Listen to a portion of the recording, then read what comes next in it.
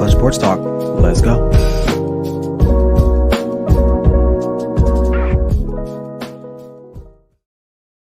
Good morning, everyone. It's me, your boy, Ryan Flowers, a.k.a. Clutch Sports Talk in the house. Happy Sunday morning to you guys. Hope you guys are waking up. Hope your holiday was great. Happy belated Merry Christmas. But look, we got business to attend to today. We got lots to talk about. Is Baker Mayfield a bust? I think it's pretty fair to say the time for him is over in Cleveland. I would say that. So, I mean, let me know what you think. Also, what should the 49ers do with Jimmy Garoppolo? They have a very precarious situation with him, which I have to get into. And also, the Indianapolis Colts, they are streaking. They won their last three, had a big road win last night against the Arizona Cardinals while missing some very, very key figures on offense and on defense. Also, Week 16 power rankings going in today's games and my clutch picks of the week. And also, finally, I got to talk about the AFC and NFC playoff picture. So, yeah, that's a lot to talk about. So, hey, sit back and relax and enjoy the show. This is Clutch Sports Talk Live, NFL Sunday morning with me, Ryan Flowers. Let's go.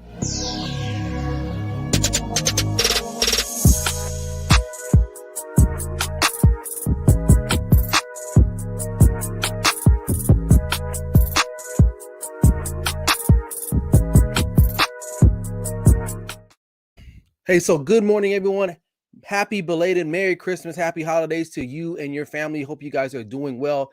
Thanks for joining me for another edition of NFL Sunday morning today, man. Week 16 is upon us. Actually, it started, Thursday night, carried over to yesterday, and we'll finish off today and tomorrow. But look, there is a lot. It's a race to the finish here at the end. If you're watching the show on Facebook, YouTube, or even my Instagram live page, man, make sure you drop a comment, a like, share, and follow the content immediately, especially on the YouTube page, man. I'm trying to get that thing popping for the new year, 2022. I'm trying to get some big plans, big moves. So, hey, I need your help. Make sure you like and share the content. So, hey, like I said, we got lots to unpack. We got lots to break down. Thanks for everyone on the Instagram live right now. You guys are checking in there. I'm just waving at some folks there.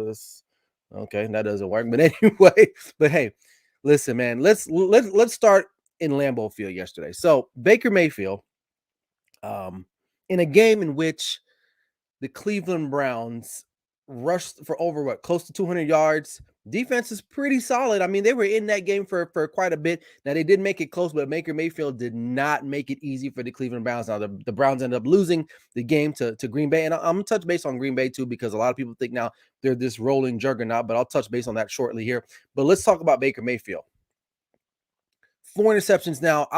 One of them probably should have been a PI. He didn't get the call. I think Rasul Douglas was all over the receiver there, but whatever. He threw 3 interceptions in a primetime game, in a game in which the Cleveland Browns needed to win to keep their playoff hopes alive. And what does he do? Stinks it up. Now, Kevin Stefanski probably should have ran the ball a little bit more. Nick Chubb was doing his thing. They had the other kid that they had over there, Dearness Johnson. I think he rushed for like 50 yards.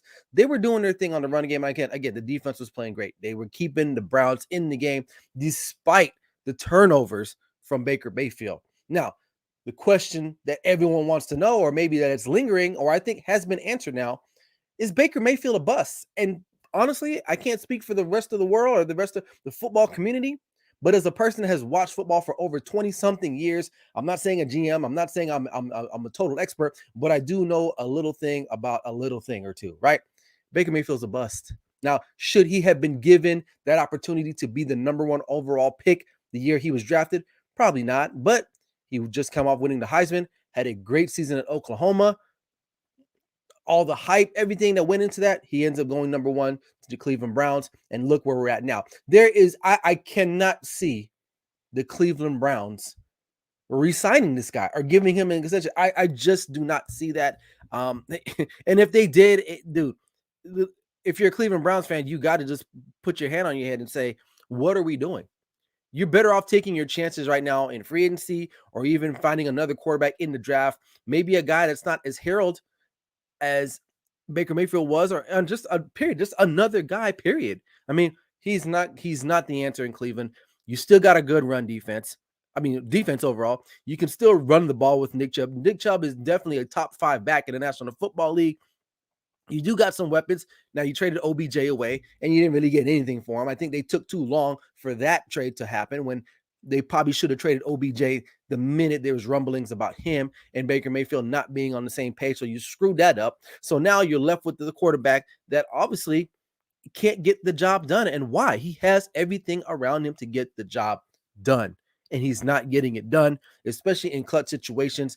Look, he had a nice season at the end of the year last year. It was nice. People were expecting him to make that jump this year. Look, he is what he is. He can play in the National Football League, but he is not a top tier echelon type of guy. He's probably not even a top 15 quarterback in my estimation. And you can come on here and throw stats and be a geek and a nerd and say, oh, he's his past, like that's all great and dandy. But listen, when I'm watching these games, I'm watching with my own eyes. I'm not looking at numbers. And what my eyes tell me is that a guy whose claim to fame was accuracy, he doesn't have that anymore. And I get it. He's dealing with a shoulder injury, yada, yada, yada. It's the National Football League. Everybody's dealing with injuries. Everyone is hurt at this point in time at the season. I know. So does he not need to be in the NFL? No, I think he could be a quarterback, but maybe a backup.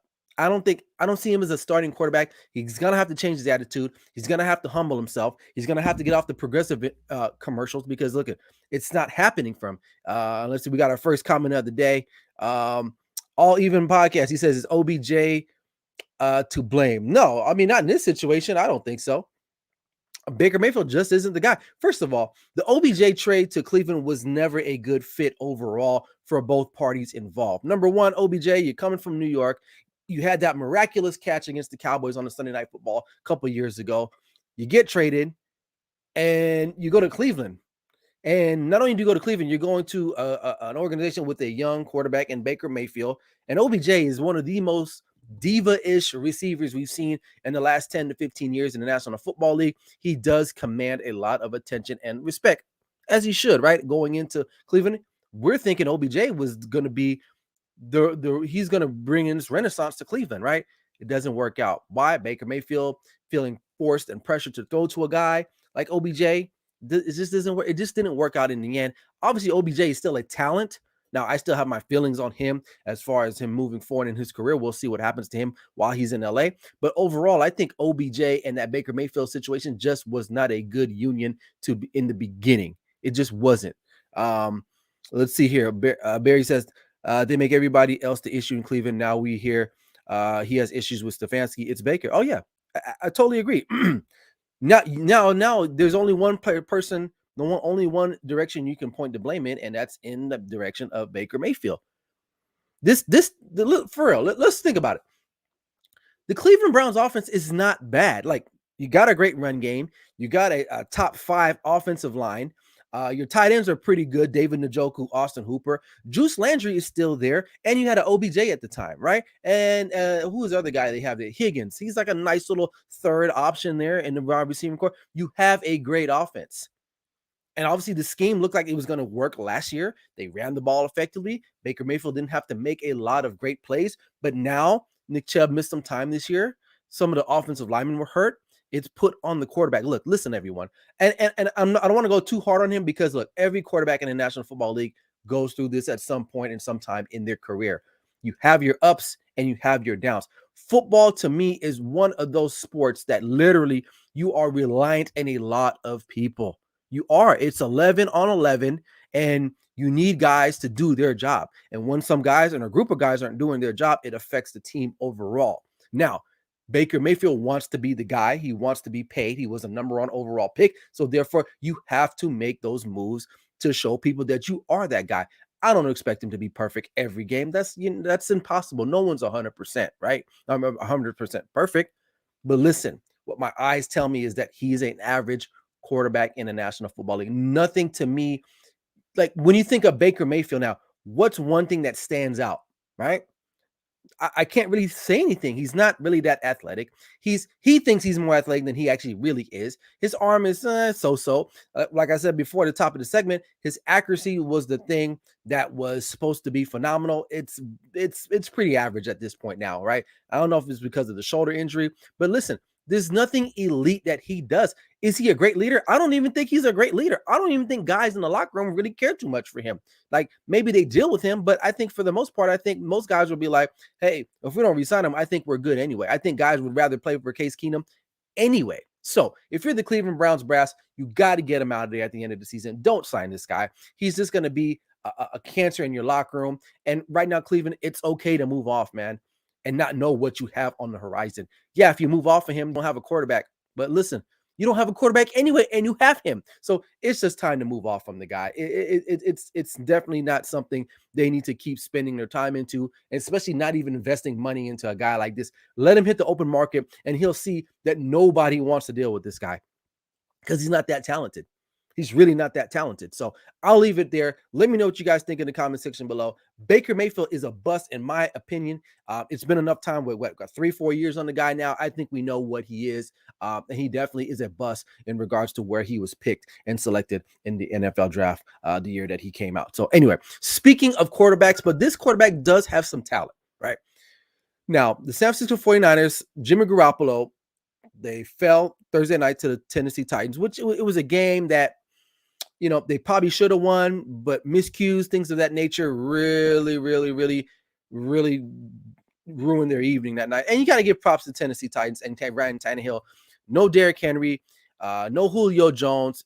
AJ Brown was just put back into the lineup on Thursday, and they balled out in the second half. I got to give credit to Ryan Tannehill. He played a great game. And he kept the Tennessee Titans' hopes alive. I thought, honestly, this team was getting ready to fold and lose the remainder games of their season, but they stood tall. They were facing a 10-point deficit at halftime, if I'm not mistaken. They roar back and to win that game. Now, let's talk about Jimmy G for a second here. Didn't play great. He threw the interception that kind of got everything going. He did make some plays. Here's the thing with Jimmy G. Number one is his availability. Now, this year, for the most part, I think he's been all right for the most part. He may have missed some time here or there, but nothing significant like he's had in the past since he's been a starter in the National Football League. If the Niners decide to move off from him, he will garner a lot of attention. Now, waiting in the wings in San Francisco, rookie Trey Lance. A lot of people like him. A lot of people want to see him get in there and do his thing in Kyle Shanahan's offense. But Jimmy G is the incumbent, and Jimmy G is, listen, going into that game Thursday night, they won their last 4 or 5 in a row. They've made a playoffs. Listen, Jimmy G is a solid quarterback. He's better than Baker Mayfield, I would say that. It's just he hasn't been available on the field a lot, right? He's led them to a Super Bowl. He's led them to division titles. He is a guy that teams will be vying for. There are a lot of teams I can think about right now off the top of my head that will probably be needing a younger quarterback or a new quarterback or an upgrade in quarterbacking, right? Cleveland Browns, maybe Atlanta Falcons, Seattle Seahawks, because I think Russell Wilson, his time might be ending there. Let's see here. We got another comment here from Barry. He said the issue is very similar to the Chiefs years ago with Alex Smith and rookie Mahomes. You allow you allow the vet to play out the string and trade him. And yep, exactly. Yeah, I think that's probably what's going to happen. I think they want to see what Jimmy G can do, but it's hard to tell because what if they get into the playoffs, right? You get into the playoffs and they make a good run. Do you let go a guy that did that for you in replace of a rookie quarterback that there's an unknown? See, it's one thing if Jimmy G was like Baker Mayfield or just a bum, right? Jimmy G does show you flashes, but then again, he does show you times where he's really not that great either. So that's the quandary that I have if I'm the brass in San Francisco or Santa Clara, wherever the hell they play at now. Listen, it's a very difficult thing to do because again, if this guy leads you to the playoffs, gets you in a deep run, say you win the division. I don't know. That's probably not that plausible at this point, but if he does 2 out of those 3 things, how do you justify getting rid of him? I don't know. I don't think you can, but you can't really hold on to him because then you still have this problem again. And honestly, it does hamper Trey Lance's growth. I am a big proprietor of letting these young guys play. If you follow me, if you watch my shows, I like to get these young guys in first and foremost because you need to know what you have. It's like a relationship sometimes, man. Those of you who are in the scene right now, you got to know what you got. Whether, if you're a woman, you're looking for a guy. If you're a guy looking for a woman, you got to know what you got up front because you don't want to be investing all this time, all this money, and next thing you know, the guy's a jerk or the girl's a hoe. We don't know. So you need to know off the bat. How do you do that? Well, you let the guys play. You let things run its course. You don't sit them on the bench. Now, it's worked in the past. I get that. We had the recently the Patrick Mahomes situation. Honestly, I think Patrick Mahomes probably could have started year one and probably taken the Chiefs probably to the same level, if not higher than Alex Smith did. Listen, guys, I'm in the community, in the youth football community. Quarterbacks are, these kids have so many resources afforded to them than guys did 10, 15 years ago. These kids are ready to go now. Believe me. That's why I feel like these guys, when you bring them in the National Football League, you try to coddle them. You try to listen. If you don't think that they're good to play now, why the hell did you draft them? Maybe other positions it'll work that way, but the quarterback, listen, these kids, you know it. You know if guys have it or not for the most part. We know that now. And you don't need to be an expert for that, right? Back to Baker Mayfield, we knew when he was drafted, most people were like, nah, I don't think he got it. We knew that, even though he won a Heisman. The National Football League is different. So I needed to know if Trey Lance can play. If it was me, if I was John Lynch starting the season, I probably would have let Trey Lance just play because I need to know. I need to know now. Why did I waste this pick to draft the kid that I'm going to let sit on the bench and learn behind Jimmy G when Jimmy G is kind of like up and down anyway? So if I'm San Francisco 49ers, it depends on the situation. If Jimmy G, well, I take that back. Honestly, I think they just need to move off from him, period. If he does well, he leads them to a playoff berth, goes deep in the playoffs, you trade him. You let him go. Because guess what? You can get some commodities for that, and you let Trey Lance do his thing. And if it doesn't work out, it doesn't work out. Case in point, look at the Arizona Cardinals. Now, I know they lost last night, and I'll get to them here in just a second. Listen, the year before they took Kyler Murray, they drafted Josh Rosen, right? And then they also had another coach there. Who was the coach there? He didn't last that long either, right? I forgot the guy's name, right? It's okay if you recognize you made a mistake and you effed up. What are you going to do about it? They could have easily been like most organizations and said, you know what? We drafted Josh Rosen. We got this coach that probably isn't going to do anything. Let's just write. Let's give him 2-3 years. Let's give him 2-3 years and see what happens. That's 2-3 years too long. So they said, you know what? Scrap it. Fire the coach. Josh Rosen, you're out of here. New coach, Cliff Kingsbury comes in. I like Kyler Murray. Draft him. Look where they're at now. They're one of the top teams in the NFC. You got to let guys, you got to let them play, man. Let them know what you got. You have to find that out. And I think for the future of the franchise of the San Francisco 49ers, you got to let Trey Lance play. So I guess going into the show, I was thinking maybe they should keep Jimmy Garoppolo.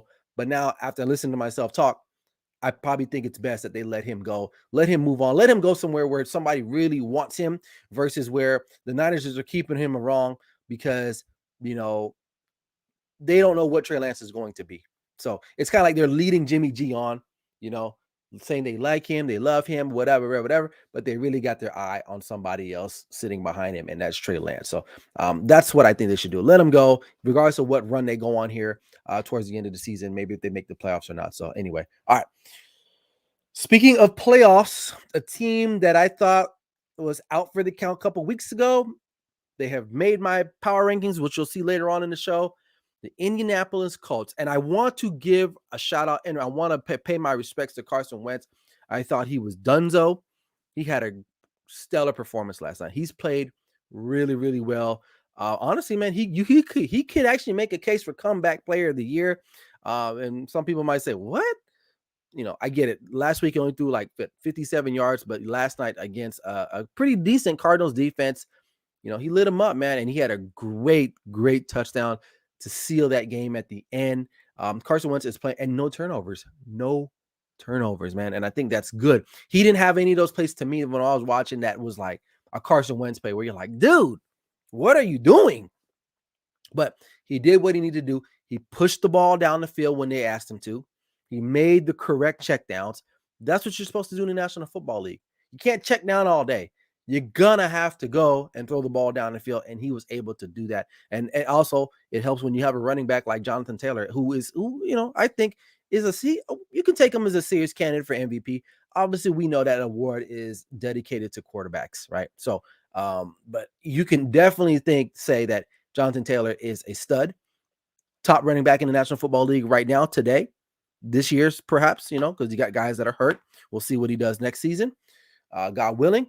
But listen, this defense was missing Darius Leonard on offense. They were missing their center still and their all-pro guard in Quentin Nelson, and they still were able to run the ball effectively. Jonathan Taylor had what I believe 108 yards rushing. I mean, most of those he got literally off the first play of the scrimmage in the first quarter. I think he broke one for like 53 yards, first play of the scrimmage in that game. But still, nonetheless, he still rushed for over 100 yards. He was a contributing factor. But Carson Wentz, to me, was the star of the show. And this is a team you do not want to see. Honestly, you don't want to see the Indianapolis Colts right now. Their defense is good. They're getting after the quarterback. They're creating turnovers, miscues. And look, and they did that a lot without Darius Leonard, who is an all-pro middle linebacker, one of the best linebackers in the game today. And they did all that.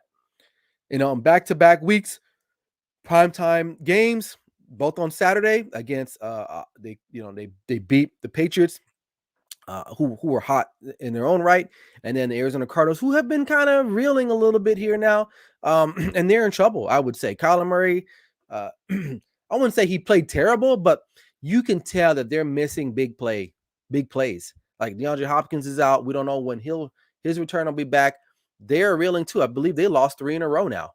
So they went from being top of the NFC now to what, fourth, fifth, if I'm not mistaken. I got to look at my playoff picture graph here in a second. But the Colts are a team you do not want to see at this present time. Why? They're running the football. And I think their scheme and their game will travel because they do want to run the football. It takes away the crowd noise because all you got to do is hand the ball off and let Jonathan Taylor do his thing. He'll take the crowd out of the game. Their defense is phenomenal, led by Darius Leonard when he comes back off COVID protocol. This is a team that, regardless if they got home field advantage or not, they're going to be a tough out. Now, I still think that the Patriots still have a shot. I think that game last week against the Colts, they benefited off some miscues that the Patriots had. That game was still a lot closer than what the final score was tallied. But the Colts are definitely one of those teams you have to keep your eye out for. They're not a team that just like some teams that you feel like they might make the playoffs, but you have no confidence in them. Like the Baltimore Ravens, they were in the hunt. They're still in the hunt. They had a spot. Or remember 2 weeks ago, the Baltimore Ravens were like number 2 seed in the AFC. Now they might not even make the playoffs. So, but there was no confidence in them, at least for me, that I thought that they could actually go on a run. Why? Because everything is predicated off Lamar Jackson. Now he's out. They're pretty much screwed. Their backup, he's out, and now they got to resort to I don't know, Johnson, I think his name was. The bounce around quarterback. So listen, what my point is that the Colts are a stable. As long as Carson Wentz can continue to keep playing at a very, very high level, which he's doing right now. Michael Pittman, he definitely is emerging. He's their number one guy. T.Y. Hilton, good game for him yesterday. He's one of the older veterans on that team, missed a lot of time the last couple of years, but he had a solid game. But Michael Pittman is the guy there out of USC. You pair him with Jonathan Taylor, Carson Wentz, again, playing a great game. This is a team you do not want to see in the playoffs for a one and done situation. So shout out to them. Shout out to Carson Wentz again for having a tremendous game. So, we'll keep it at that, but that's a team you do not want to play right now because they are hot.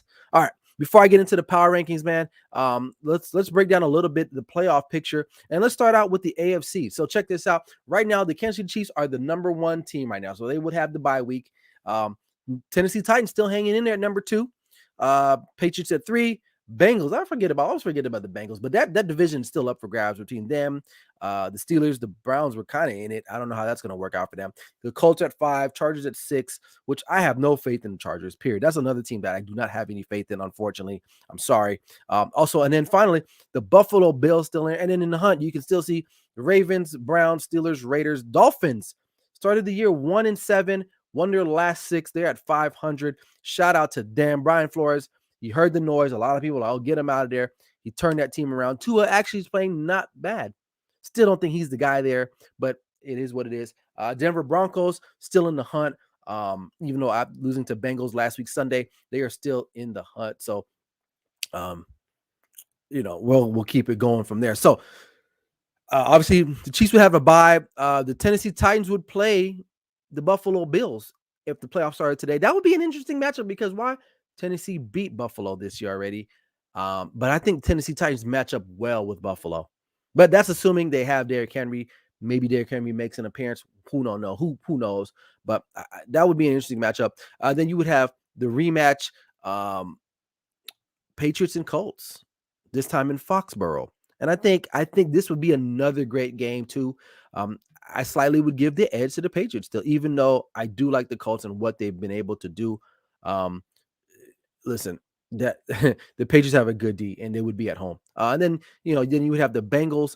I'm sorry. It would be the Patriots and the Chargers. Excuse me, Patriots and the Chargers, which I would definitely give the advantage to the Patriots because I have no faith in the Chargers and what they're doing there. I'm not going to even talk about them anymore. And then you got Bengals and the Colts. That would be a very fun game to watch. Very fun game to watch, I would say. So that's what the AFC picture is looking like now. Some things are becoming a little bit more clear, but we still have 2 weeks left, and a lot of it is predicated off of what happens today in today's games, which we're about half an hour away. Okay. NFC playoff picture. Green Bay's number one, rightfully so. The Cowboys at number 2. All right. Shout out to my Cowboys out there. And then we have the LA Rams who are emerging. They're starting to figure it out. They're getting OBJ involved. Matthew Stafford's playing a lot better now, which is really good for them. Their defense is starting to come alive again. So good for the LA Rams. Tampa Bay Buccaneers, they're kind of reeling a little bit. Chris Godwin's out for the season. Mike Evans dealing with injuries. They're coming off the shutout loss to the Saints on primetime Sunday last week. So who knows? But they still got Tom Brady. So we'll see what he can able to. He still has Gronk. He still got Gronk there. And AB, we'll see what kind of AB will show up for them here down the stretch. Arizona Cardinals, losers of their last 3. They are definitely struggling right now.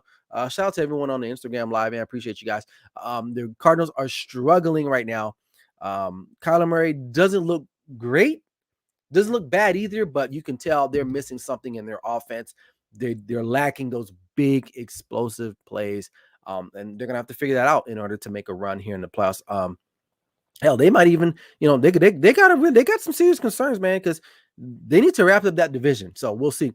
49ers, even though they lost, they are still in the hunt. In the playoffs right now. If the playoffs started today, they would be the 6th seed. And then the Minnesota Vikings. A lot of people, I forgot. My cousin mentioned to me. He's like, you know what? If the playoffs started today, we would get a rematch on you guys. And I said, and so what? Who cares? We'll beat you again anyway. So shout out to him if he's watching. But listen, so and obviously you can see here in the hunt, you still got the Eagles, Carolina. I don't know, they're done. Cam Newton, as much as I hate to say it, it's over for Cam Newton. You're a backup, dude. You're a backup. That's it. You're not a starting quarterback in the National Football League. Your time has passed. The Saints, they are in need of a quarterback.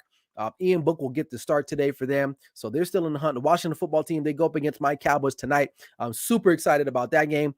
They're in the hunt. The Giants, oddly enough, are in the hunt. Falcons and the Seahawks. But those last 3 teams, they're pretty much done. But mathematically, they're still in it. So I had to put them in the graphic. So, yeah, that's what we got. So honestly, the playoffs started today. We would have the Packers would get the bye. Cowboys would play the Vikings. Then we would get the Rams. We would get the Rams and the Niners, and then the Bucks and the Cardinals. So that would be that. I mean, both sides would be great. AFC and NFC playoff picture. But I think we're pretty firm. I think there might be some jockeying at the bottom end, but I think this is what we're gonna have for the NFC. There might be some rearranging of some teams. Maybe the Packers fall a couple times here at the end. Cowboys move up, or vice versa. Maybe Cowboys fall, they slide down. Who knows? But I think the top 7 teams are who they are. The Vikings do have a big game today against the Rams to help improve their position. Maybe move up a slot.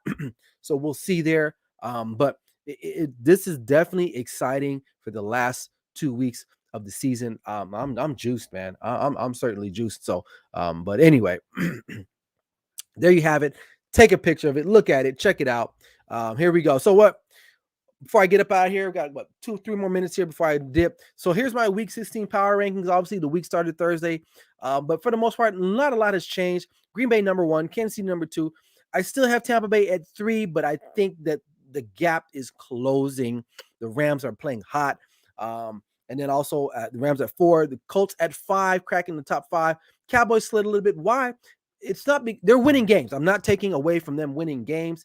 It's not about that, but overall, they're not playing total football, meaning the defense is playing well, special teams decent. The offense needs to get it going. I don't know if Kellen Moore is being coy and not divulging a lot of their offense and keeping it very conservative until the playoffs. That's a theory, but I don't like the flow of the offense. So they're winning games. So that's at the end of the day, that's the most important thing, is to win the game. They've been doing that. They're 3-game winning streak. Hopefully it'll be 4 after tonight. So I have them at 6. Patriots, we haven't seen them since they lost last week, Saturday, to the Titans. We'll see how they bounce back today against a big divisional opponent in the Buffalo Bills. The winner of that game wins that division. So that's a big one today. You guys want to be on the lookout for. Cardinals slid. They were in the top 4. They're down to 8 just because they lost their last 3. And the way they've lost, too, it just hasn't been really good, especially the Lions lost. That wasn't pretty, 30-12. You get bombed in Detroit, and then you come home again, another primetime game. They can't get it done. So definitely have some cause for concern for the Arizona Cardinals. Tennessee Titans still in the hunt there. Even though they're number 2 in the AFC, I still have them at number 9 overall in the National Football League, just because they don't have Derrick Henry. A.J. Brown is back. Tannehill looks pretty good. Maybe they'll move up. And then finally, the Buffalo Bills round up at the top 10. They're still in the playoff hunt. Now, teams that I left off that were kind of the Bengals and the Chargers, I don't really feel that confident in neither of those teams to be in the top 10. Maybe the Bengals, I would say, but the Chargers, I don't, because they're going to screw that up at some point anyway. So, all right, that's my power rankings, man. Love them, like them, hate them. It is what it is. That's what they are for this week. So we'll see what happens following week as we go into week 17. And before I get up out of here, man, here's my clutch picks of the week. I went 3-1 last week, so I'm back at 500. Woohoo! Thank you, Lord. I don't like the overall record with it still, but at least I'm not below 500. I'm at 500. So today is a big day for me. So I really had to do my research. So today I'm going to take the Patriots to cover at -1.5. The Patriots are 7-1 against the spread in the last 8 weeks. So hopefully math and probability is on my side this week. So I'm going to take the Patriots to win and cover at -1.5 at home today against the Buffalo Bills. I like the Bengals to cover as well, -7. They are 6-2 if I'm not mistaken against the spread. So hopefully they can cover. That'll be great. That would be lovely for them. Also, I got the Washington football team to cover +10, not to win, but not get blown out by more than 10 points against my Dallas Cowboys tonight. My fan podcast on my Instagram, he says, Bills winning today. We'll see. Which Josh Allen, which offense will the Bills show up today? Because we know they don't run the football. So we'll see if they can get some plays down the field there. But also, like I said, Washington football team covering at +10 today. I like the Cowboys to win, but I don't think this it's going to be a blowout. I think they just played each other about a week ago, 2 weeks ago. So they're still fresh in each other's minds. The game is at home for Dallas. The offense just has not gotten it going, so we'll see what happens with it. But I still like the Washington football team to cover. And then finally, I got the Jags and the Jets. Who cares, right? I care because I don't think these teams will not score more than 41.5 points total. So both offense are anemic. Both offense have 2 rookie quarterbacks. The number 1 and 2 picks today will play against each other, Trevor Lawrence, Zach Wilson. So that might be somewhat exciting, perhaps. I don't know. So we'll see. So I'm looking to go 4-0 today, man. I hope I do it so I can get up there over the 500 hill and be in more in that winning column. So those are the picks of the week. Like I said, I went 3-1 last week. Pretty decent, considering I've been struggling.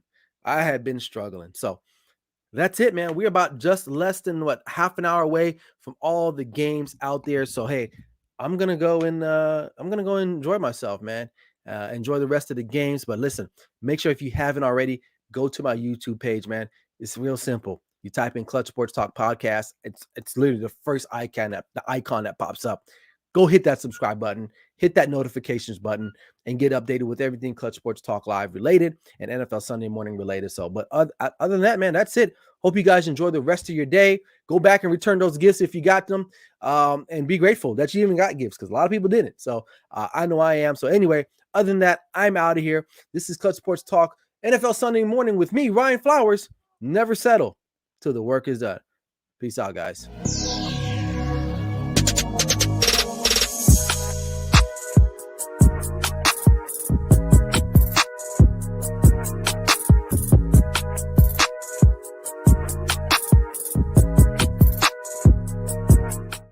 Peace out.